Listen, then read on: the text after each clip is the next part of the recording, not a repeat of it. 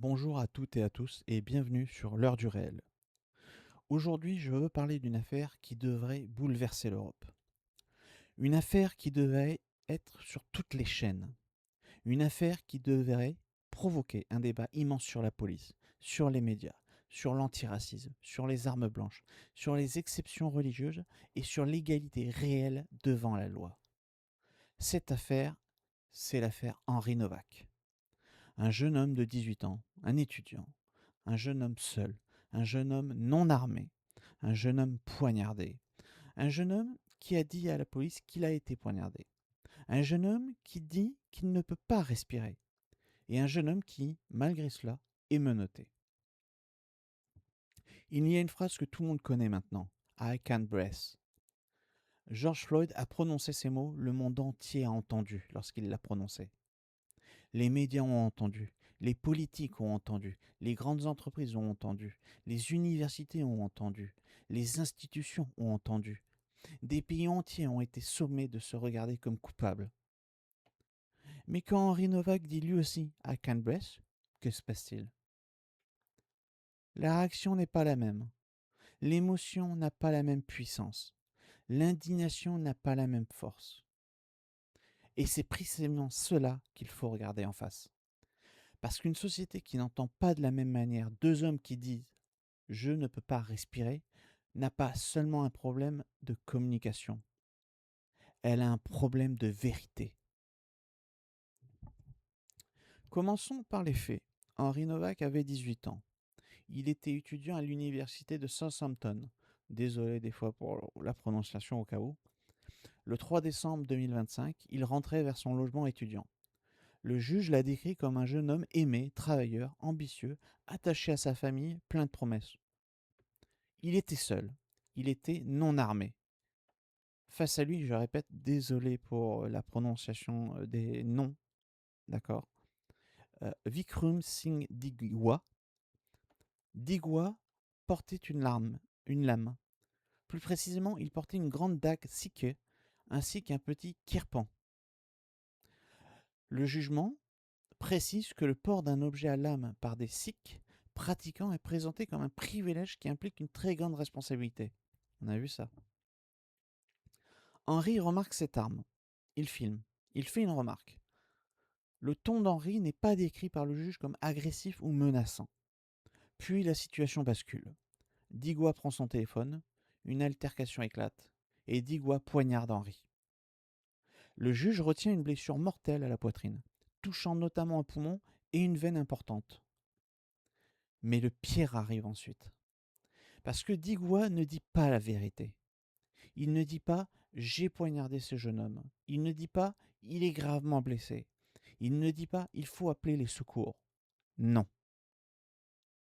Il construit un récit. Il accuse Henri. Il affirme qu'Henri l'aurait agressé. Il affirme qu'Henri aurait tenu des propos racistes. Et là, la scène se renverse. La victime devient suspecte. Le jeune homme poignardé devient celui qu'on maîtrise. Celui qui dit qu'il ne peut pas respirer devient celui qu'on menotte. Le juge est clair. Digwa a menti. Le juge dit être sûr qu'Henri n'a rien dit de raciste. Le juge précise que Digwa était la seule personne à faire cette accusation. Et le jugement indique aussi que ces mensonges ont influencé les policiers dans leur décision d'arrêter et de menotter Henri. Voilà le cœur de l'affaire. Ce n'est pas une rumeur, ce n'est pas une théorie, ce n'est pas une interprétation militante, c'est dans le jugement. Un homme ment, il accuse la victime de racisme. La police arrive et cette accusation contribue à inverser la scène. Voilà le vrai scandale. Je veux être très clair. Le problème n'est pas de combattre le racisme réel. Le racisme réel existe. Les discriminations existent. Les violences motivées par la haine existent. Et quand elles existent, elles doivent être nommées et condamnées. Mais dans l'affaire Henri Novak, le problème est exactement l'inverse. Le problème, c'est qu'une accusation de racisme était fausse. Et pourtant, elle a produit un effet réel. Elle a pesé, elle a orienté, elle a brouillé, elle a inversé la scène. Aujourd'hui, dans nos sociétés européennes, l'accusation de racisme est devenue l'une des accusations les plus puissantes qui existent. Quand elle est fondée, elle doit être prise au sérieux. Mais quand elle est fausse, elle devient une arme sociale, une arme médiatique, une arme morale, une arme capable de salir quelqu'un, une arme capable de fermer une discussion, une arme capable de faire taire celui qui pose une question. Et dans cette affaire, cette arme a été utilisée contre un jeune homme qui était en train de mourir. Henri Novak n'était pas dans un débat télévisé. Il n'était pas sur un plateau. Il n'était pas en train d'écrire un tweet maladroit. Il était au sol. Il était blessé. Il disait qu'il avait été poignardé. Il disait qu'il ne pouvait pas respirer. Et malgré cela, le récit de son agresseur a pesé plus lourd que ses propres mots. C'est ça la folie de notre époque. Quand le mot racisme est prononcé, beaucoup cessent de regarder les faits. Ils regardent le récit, ils ne voient plus le corps, ils ne voient plus la blessure, ils ne voient plus la victime, ils voient une catégorie, ils voient un soupçon. Et dans cette grille, le blanc est trop souvent déjà suspect. Voilà ce que je veux dénoncer. Pas la lutte contre le racisme réel, mais l'antiracisme devenu idéologie à sens unique. Un antiracisme qui ne protège plus toutes les victimes. Un antiracisme qui ne regarde plus toujours les faits. Un antiracisme qui trie, qui classe, qui décide à l'avance qui est victime, qui est suspect, qui mérite l'indignation et qui doit être traité avec prudence. Quand l'antiracisme devient cela, il cesse d'être un principe universel. Il devient une idéologie. Et cette idéologie peut produire une forme de racisme anti-blanc. Il faut le dire clairement. Un racisme reconnu dans un sens, mais minimisé dans l'autre, ce n'est pas de l'antiracisme. C'est une hiérarchie. Et une hiérarchie des victimes, c'est déjà une trahison de l'égalité. Maintenant, parlons du parallèle. George Floyd. Quand George Floyd meurt aux États-Unis en 2020, les mots I can't breathe deviennent un crime mondial. Cette affaire déclenche des manifestations internationales. Elle marque durablement le débat mondial sur le racisme, sur la police, sur les violences policières et sur la société occidentale. Ce n'est pas resté une affaire locale, c'est devenu un événement mondial. On a parlé de racisme systémique, on a parlé de privilèges blancs, on a parlé de police, on a parlé d'Occident, on a parlé de domination, on a parlé d'histoire. Très bien. Mais alors soyons cohérents. Si I Can Breathe doit devenir un symbole quand cette phrase est prononcée par George Floyd, pourquoi ne devient-elle pas un symbole quand elle est prononcée par Henri Novak? Pourquoi? Parce que cette fois la victime est blanche? Parce que cette fois l'agresseur n'est pas blanc? Parce que cette fois l'accusation de racisme allait dans l'autre sens? Parce que cette fois l'affaire ne confirme pas le récit dominant? Ce ne sont pas des questions haineuses, ce sont des questions de cohérence, simplement. Parce que si une phrase doit compter, elle doit compter pour tout le monde. Si un homme qui dit je ne peux pas respirer mérite d'être entendu, alors il doit être entendu quelle que soit sa couleur. Sinon, ce n'est plus de l'humanisme, c'est une compassion conditionnelle, c'est une indignation sélectionnée, c'est une hiérarchie des victimes. Quand George Floyd meurt, la réaction est planétaire. Quand Henri Novak meurt, on voit très vite apparaître une certaine gêne. On parle tout de suite de récupération. On parle de l'extrême droite. On parle de tensions communautaires. On parle des manifestations. On parle de tout, sauf du fond. Et le fond, il est simple, très simple. Un jeune homme blanc, poignardé, disant qu'il ne peut pas respirer, a été menotté après une accusation mensongère de racisme. Voilà ce qui devrait faire scandale. L'affaire Henri Novak n'est pas seulement une affaire britannique. Elle révèle un malaise européen. Depuis des années, on nous répète que tous les racismes doivent être condamnés. Très bien. Alors faisons-le. Tous. Pas seulement ceux qui entrent dans le bon récit. Pas seulement ceux qui permettent d'accuser les mêmes catégories. Pas seulement ceux qui vont dans le sens idéologique dominant. Tous. Tous. Mais dans les faits, est-ce vraiment ce qui se passe? Quand le racisme semble aller dans un sens, il est immédiatement nommé. Il est médiatisé, il est institutionnalisé. On parle de système, on parle de structure, on parle de domination, on parle de privilèges. On demande des formations, des campagnes, des lois, des excuses, des enquêtes. Mais quand le racisme, le mépris ou la haine semblent aller dans l'autre sens, quand la victime est blanche, européenne, autochtone, alors, soudain, tout devient plus compliqué. On ne dit plus simplement c'est du racisme. On dit attention à la récupération. On dit attention à l'extrême droite. On dit aussi attention aux amalgames. Ou alors on dit aussi attention à ne pas faire le jeu de.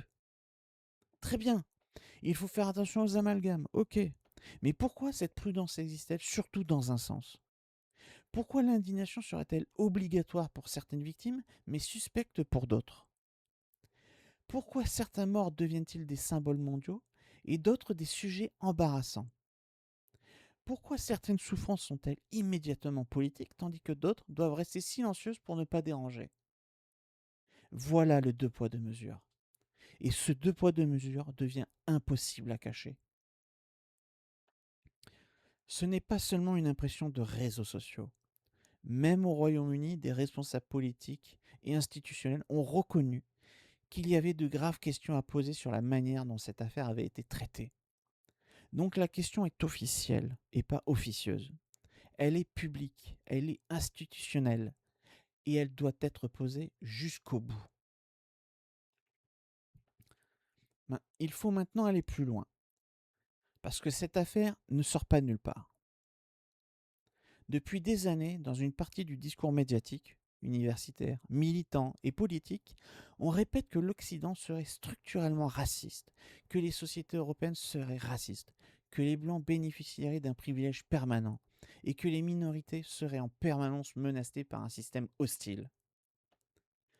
À force de répéter cela, partout, on ne crée pas seulement une opinion, on crée une perception du monde, on crée une grille mentale.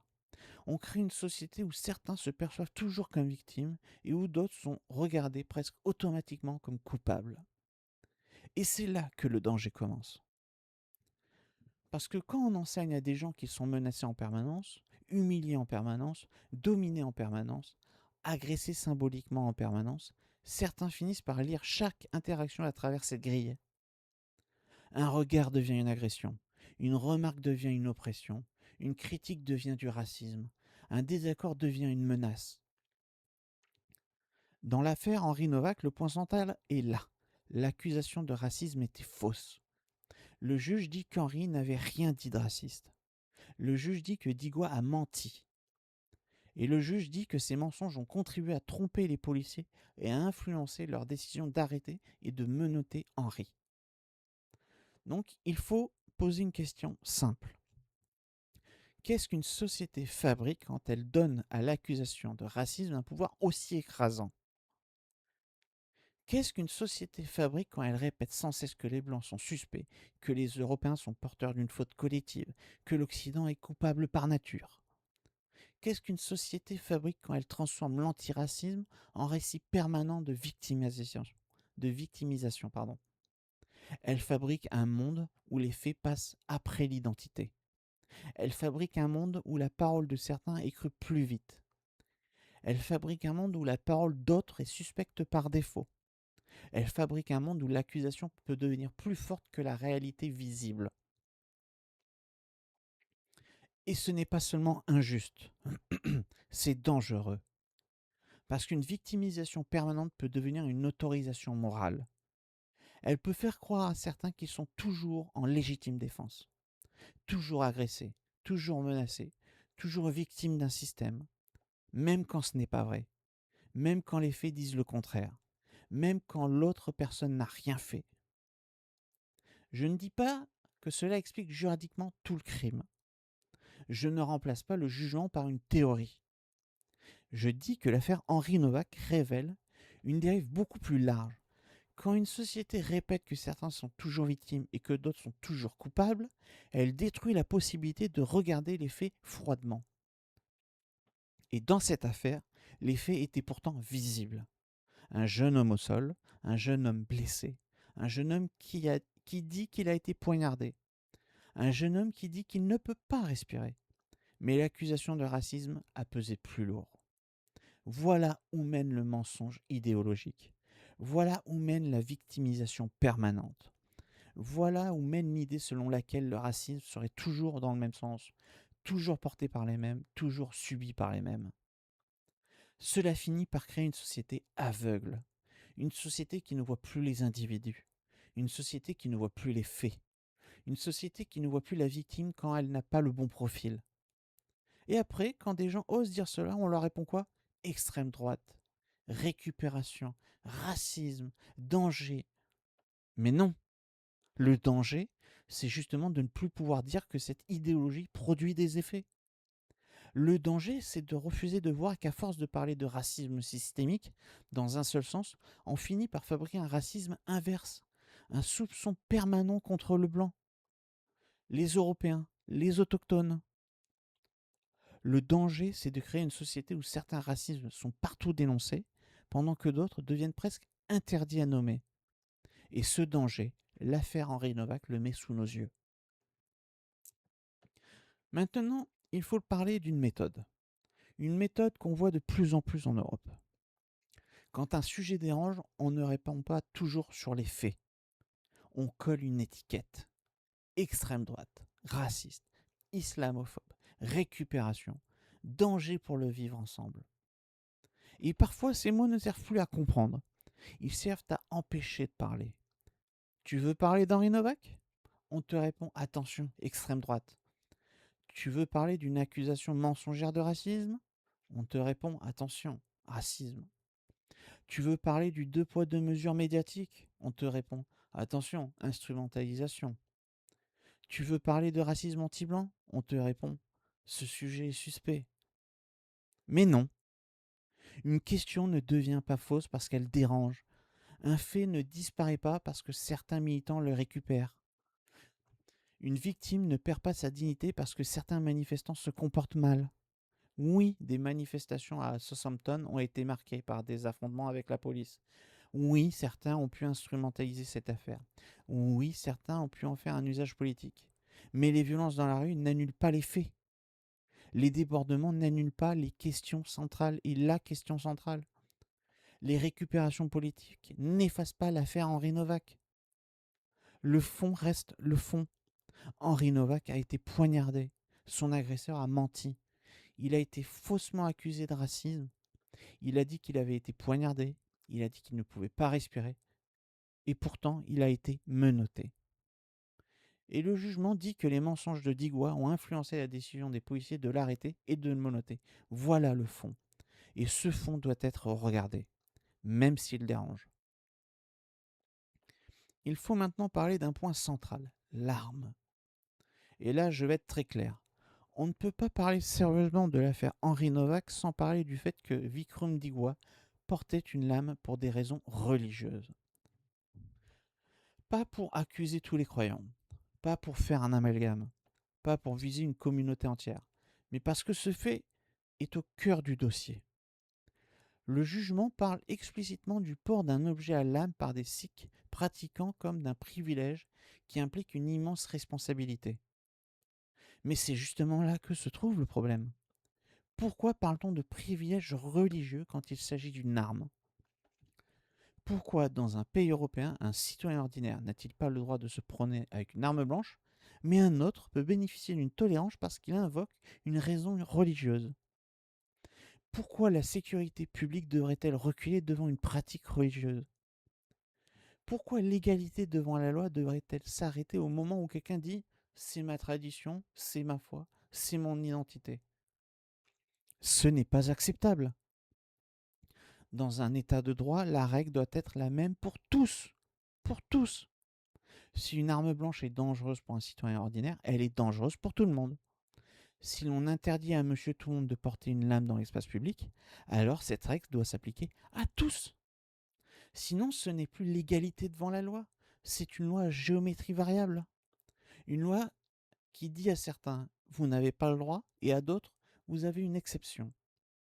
Et quand cette exception concerne une arme, ce n'est pas un détail. Ce n'est pas une simple question de vêtements, ce n'est pas une simple question de symbole, ce n'est pas une simple question de tradition. C'est une lame, une arme blanche, un objet capable de tuer, et qui a tué. Et dans cette affaire, Henri Novak est mort après avoir croisé un homme qui portait une grande lame en public. Voilà où les religions peuvent devenir dangereuses politiquement. Pas parce que tous les croyants seraient dangereux, pas parce qu'une communauté entière serait coupable, mais parce qu'une religion devient dangereuse dès qu'elle réclame une exception à la loi commune. Elle devient dangereuse dès qu'elle fait passer une pratique religieuse avant la sécurité publique. Elle devient dangereuse dès qu'elle oblige la loi civile à reculer. Elle devient dangereuse dès qu'elle transforme une croyance privée en privilège public. Dans une démocratie, les religions doivent être libres, mais elles doivent être soumises à la loi humaine uniquement. Elles ne doivent jamais être au-dessus des lois civiques. Elles ne doivent jamais créer des droits particuliers. Elles ne doivent jamais donner un certain privilège que les autres n'ont pas. Et encore moins quand ce privilège concerne une arme blanche.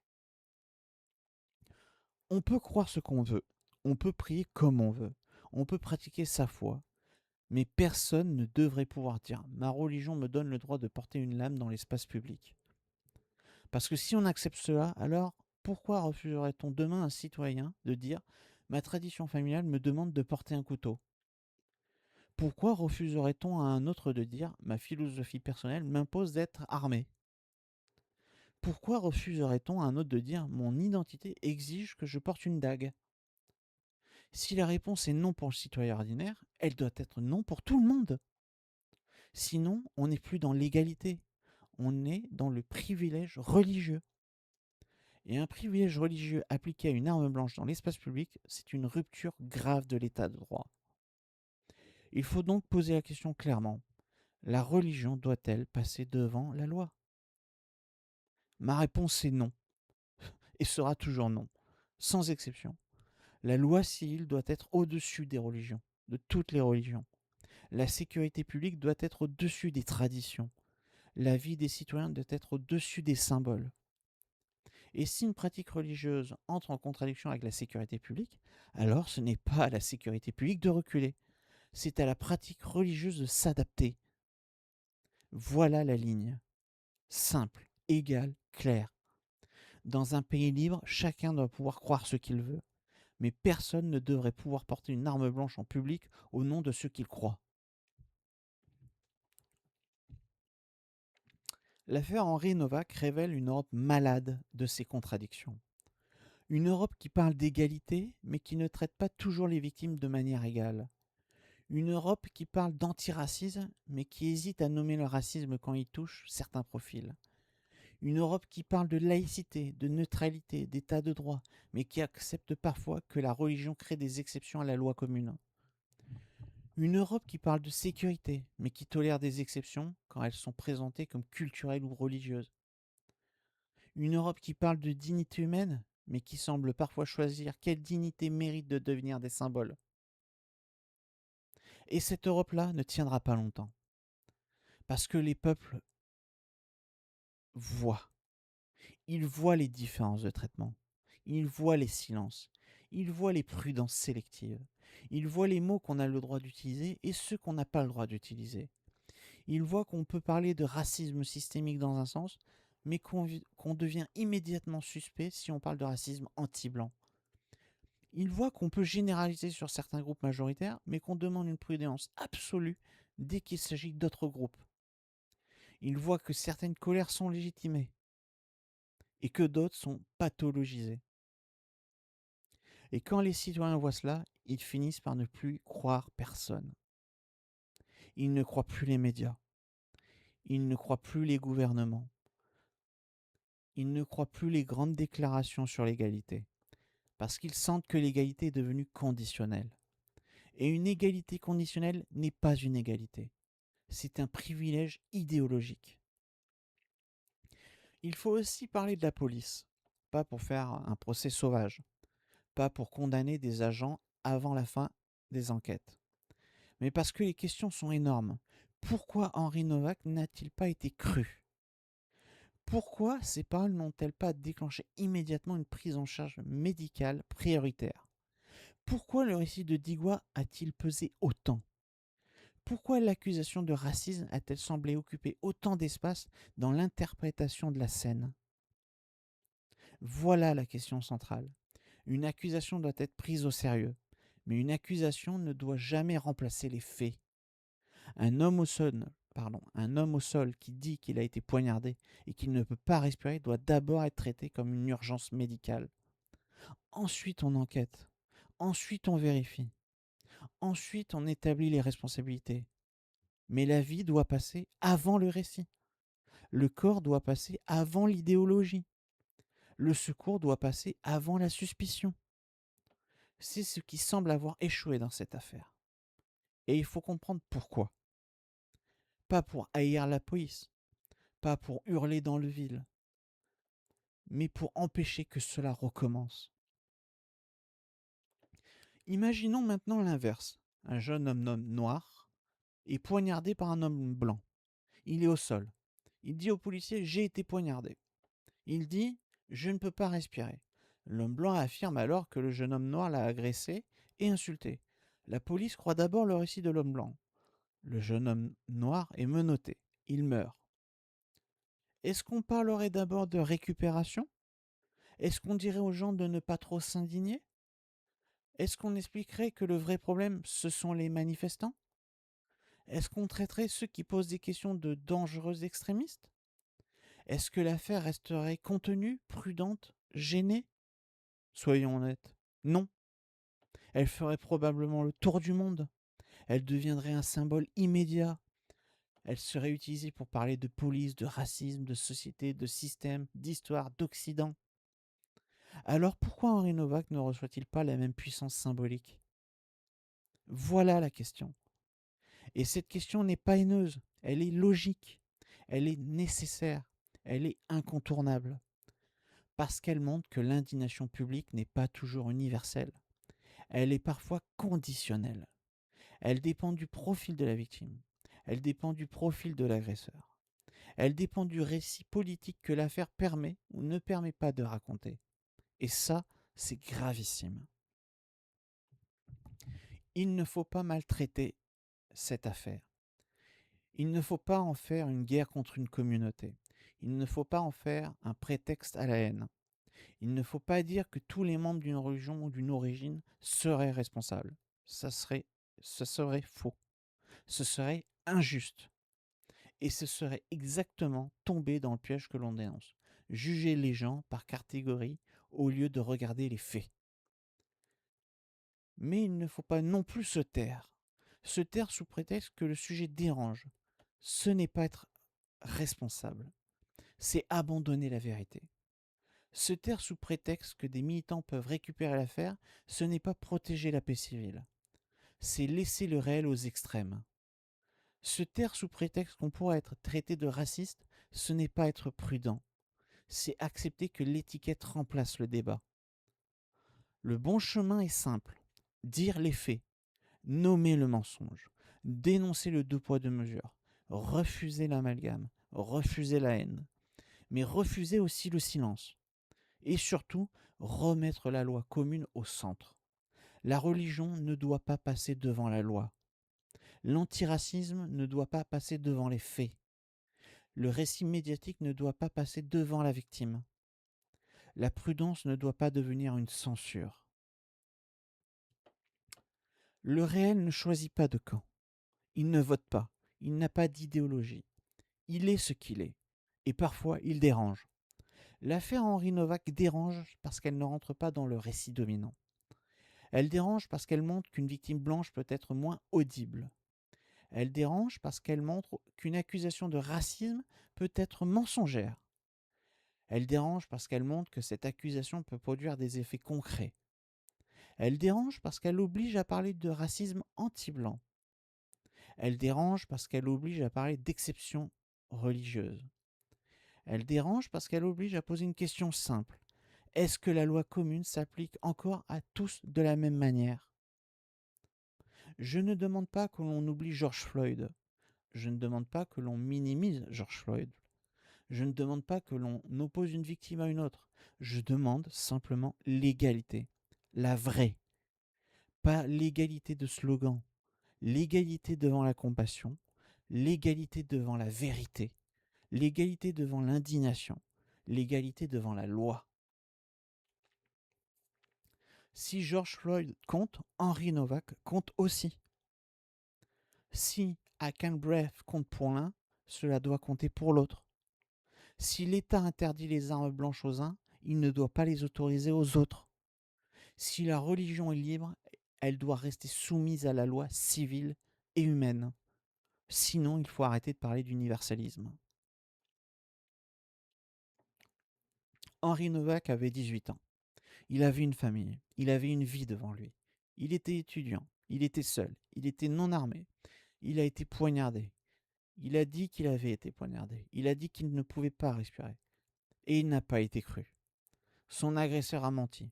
Il l'a accusé de racisme. Et ce mensonge a contribué à transformer une victime mourante en suspect.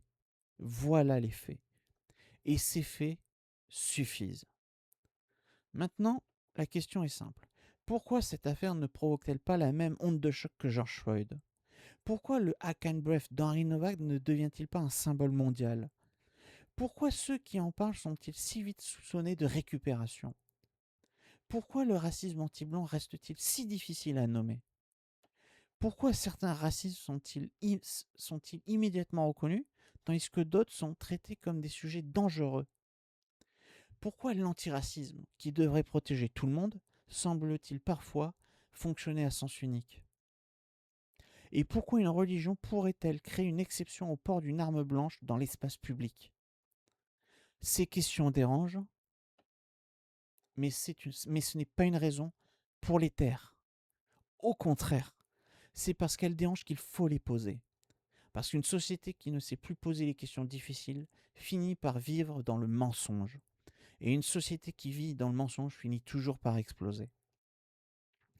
Henry Novak ne doit pas devenir un prétexte à la haine. Mais il ne doit pas devenir une victime interdite. Il ne doit pas être enterré une première fois par un meurtrier, puis une deuxième fois par le silence, la gêne et la lâcheté médiatique. Il ne doit pas disparaître parce que son histoire dérange le récit dominant. Il ne doit pas être moins pleuré parce qu'il est blanc. Il ne doit pas être moins entendu parce que son agresseur a utilisé le mot racisme. Il ne doit pas être moins défendu.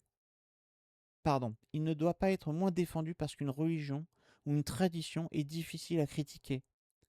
Une société juste ne choisit pas ses victimes. Elle ne trie pas les morts. Elle ne classe pas les souffrances selon la couleur de peau. Elle ne place pas une religion au-dessus de la loi. Elle ne transforme pas certaines victimes en symboles mondiaux et d'autres en problèmes politiques. Elle regarde les faits.